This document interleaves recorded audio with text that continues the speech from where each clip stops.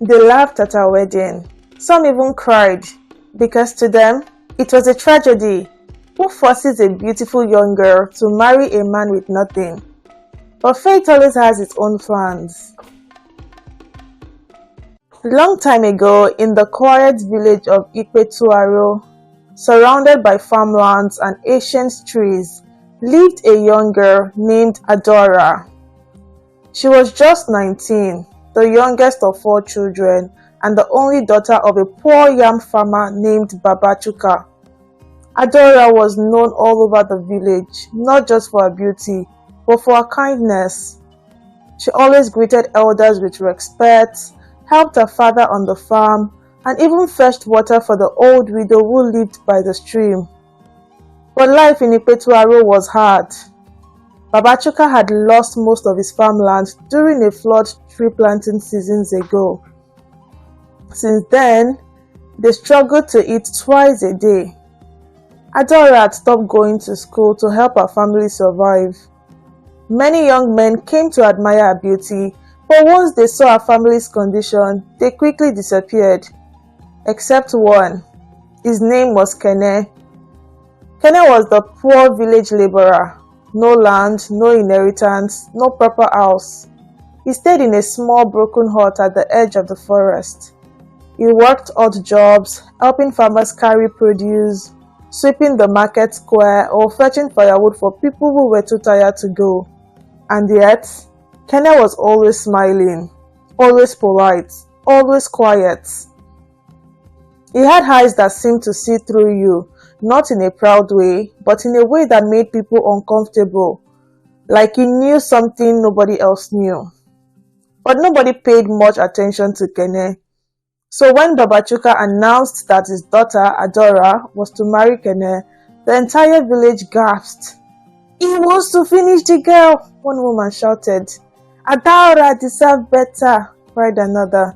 Even Adaora herself was shocked. "But Papa, why him?" she asked softly. Her father looked at her with tired eyes.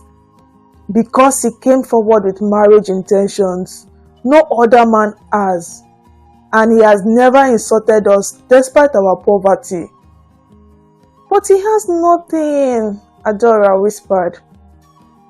"We have nothing too," her father said. "At least he has good character." Her mother was silent. The decision had already been made. Adaora's wedding day felt like a funeral. There was no music, no joy, just murmurs and whispering. Even the village chief did not attend.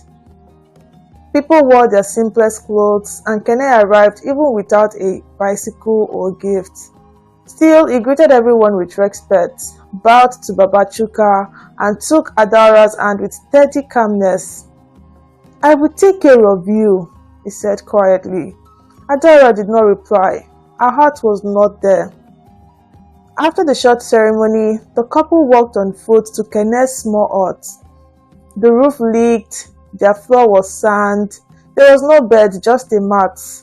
Adaora's heart broke completely. A new life had started with nothing but disappointment. That night, she cried silently on the side of the mat. Kene did not touch her, he just covered her with his only wrapper and faced the other side. Days passed, then weeks. Kene would rise early before dawn, leave the house quietly, and return in the evening with either food, firewood, or small coins. He never complained, he never raised his voice. And strangely, Adaora began to notice things. He read books, real books, not just religious ones. He read books on farming, engineering, and even foreign languages. One night she asked him, "Where did you learn to read so well?" He paused, smiled, and said, "Before my life changed, I studied in a place far from here." "What kind of place?" she asked. "Another world," he said. She laughed softly, thinking he was just joking. "So, are you a prince or a magician?" "Maybe both," he replied.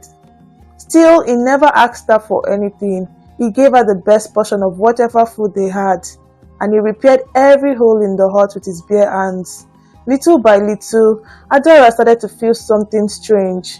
Respect. Then came the day that changed everything. One afternoon, while cleaning the small hut, Adaora found something under Kene's wrapper. It was an old brown envelope.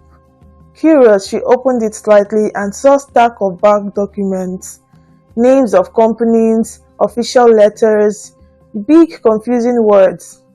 Then something fell out, a black and gold ID card with Kenneth's photo on it.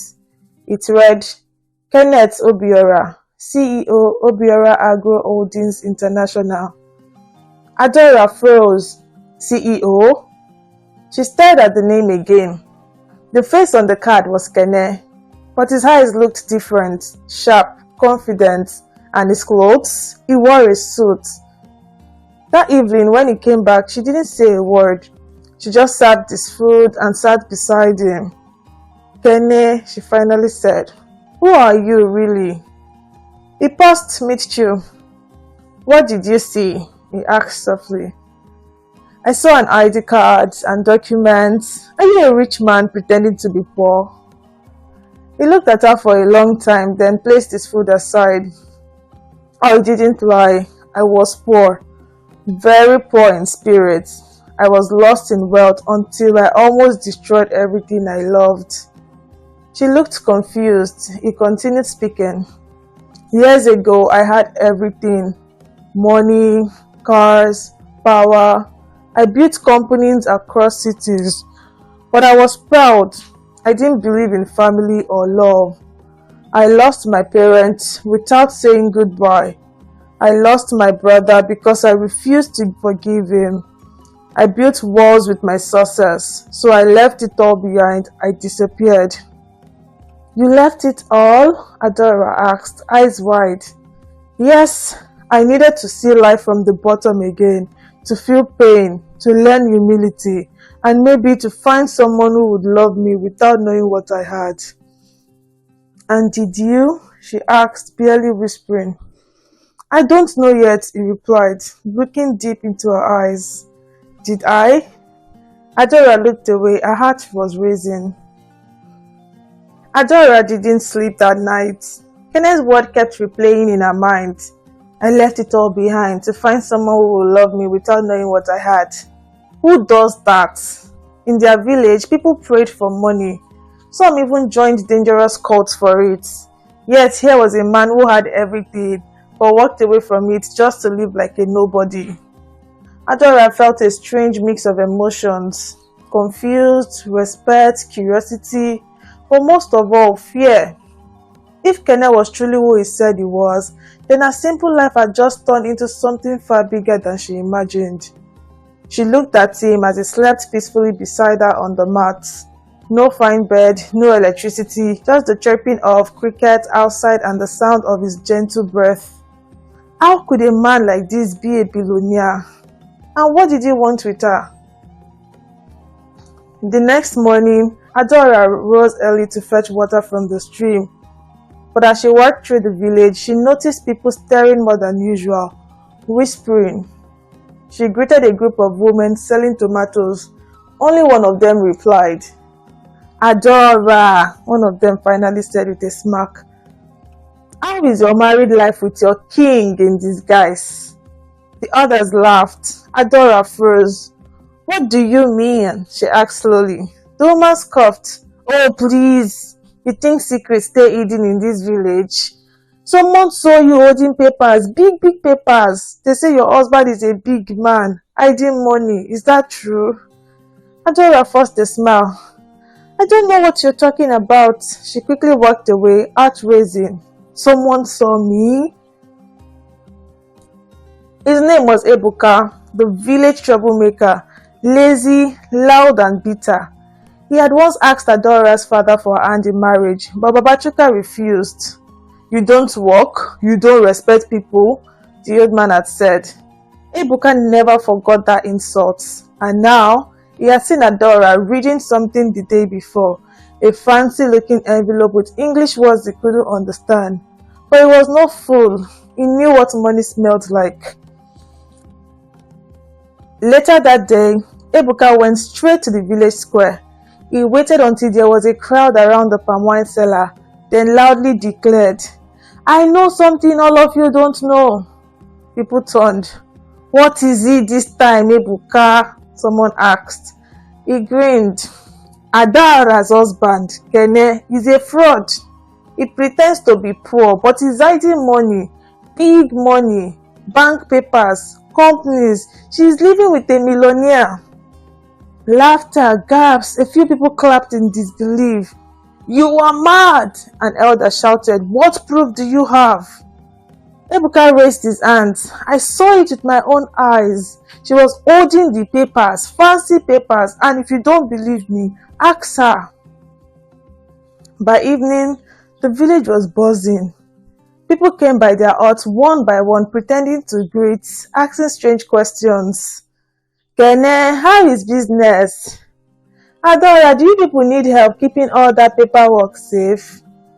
Kene said nothing. Adaora smiled politely, but inside she was shaking. When they were finally alone, she looked at her husband. "It's spreading," she said. "I know," Kene replied calmly. "What are we going to do?" He looked out the window. He says, "Let them talk." "But what if someone tries to harm you or steal something?" He turned to her slowly. "Adaora, listen. I didn't come here to show off. I came here to heal, to learn how to be a man without money. And I stayed because of you." Her eyes widened. "Because of me? You didn't treat me like dirt. You didn't mock my art or complain about the maths. You brought light into my quiet life. That's worth more than anything I own." She looked away, unsure of what to say. For the first time, her heart began to soften in a way she didn't expect. The next morning, just before sunrise, a black SUV drove into the village. Nobody had seen such a car before. Shiny, big, loud. Children screamed and chased after it. Elders came out of their huts. Even the chief appeared. The car stopped near Kene's hut. A man in a suit stepped out. He wore dark glasses and looked serious. He walked up to the small hut and knocked politely. Kene opened the door. The man bowed slightly. "Sir, it's time." Adaora stood behind Kene, confused. "Time for what?" she asked. Kene turned to her.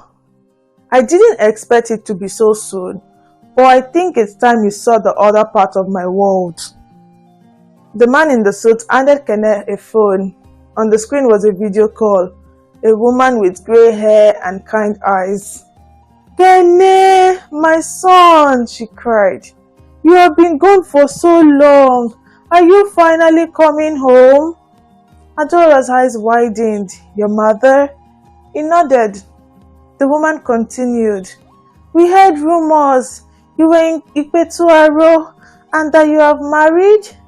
Kene smiled. "Yes, Mama. This is Adaora, my wife." The old woman wiped her tears. "Then bring her home. We must meet the girl who finally made you return." That evening, the village couldn't keep quiet. The poor man's family drives SUV. He speaks to rich women on phone. He's not a farmer. He's a lion in sheepskin. Adaora sat quietly beside Kene, watching the sunset. "I don't know if I'm ready for your world," she said. He took her hand gently. "You don't need to be ready. Just be honest, be kind. That's what the world needs."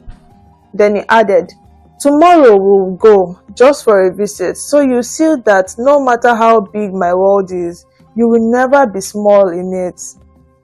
Adaora smiled. For the first time since her wedding, she felt peace. But far away in the dark corner of the village, Ebuka watched them with jealous eyes, and he wasn't done yet. By the time the sun rose over Ikpetuaro, Adaora and Kene had already packed. They stood outside their small mud hut, 2 travel bags, a food basket, and a quiet heart filled with both excitement and fear. The black SUV returned, just like the day before.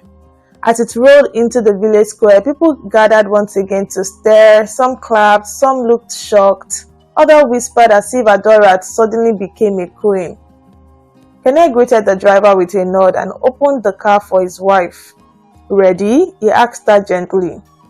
Adaora took one last look at the village that had shaped her entire life.